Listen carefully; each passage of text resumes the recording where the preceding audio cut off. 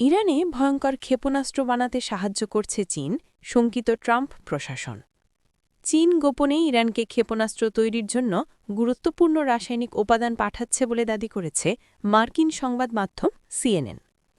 প্রতিবেদনে বলা হয়েছে, সেপ্টেম্বর থেকে অক্টোবর পর্যন্ত চীন থেকে ইরানে পৌঁছেছে প্রায় ২,০০০ টন বিস্ফোরক উপাদান। বিশেষজ্ঞদের মতে এই উপাদানগুলো ক্ষেপণাস্ত্রের সলিড ফুয়েল তৈরির জন্য অপরিহার্য, যা ইরানের সামরিক শক্তিকে আরও বাড়িয়ে তুলবে।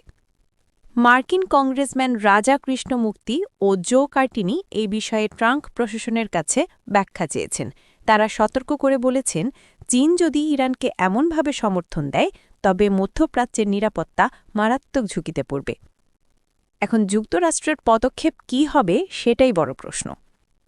জাতিসংঘের নিষেধাজ্ঞা অনুযায়ী ইরানের ক্ষেপণাস্ত্র কর্মসূচিতে কোনো দেশ সরাসরি বা পরোক্ষভাবে সহযোগিতা করতে পারবে না। তবে সিএনএনের দাবি, চীনের পাঠানো রাসায়নিকগুলো সরাসরি নিষিদ্ধ তালিকায় নেই, ফলে বিষয়টি আইনি ধূসর এলাকায় পড়ে। চীনের পররাষ্ট্র মন্ত্রণালয় অভিযোগ অস্বীকার করে জানিয়েছে, তারা কোনো আন্তর্জাতিক আইন লঙ্ঘন করেনি এবং নিয়ম মেনে রপ্তানি কার্যক্রম পরিচালনা করেছে।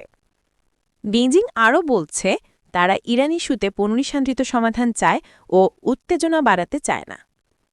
সিএনএনের জাহাজ ট্র্যাকিং তথ্যে দেখা গেছে, চীনের কিছু মালবাহী জাহাজ নিয়মিতভাবে ইরানে এর রাসায়নিক সরবরাহ করছে।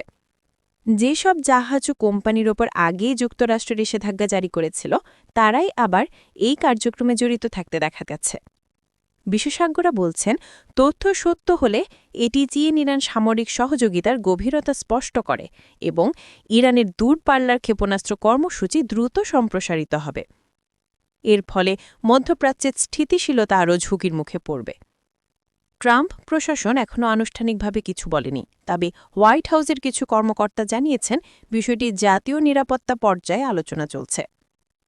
তারা সতর্ক করে বলেছেন, চীনের এই কার্যক্রম সত্য হলে এটি যুক্তরাষ্ট্রের স্বার্থ ও আঞ্চলিক নিরাপত্তার জন্য গুরুতর হুমকি হবে।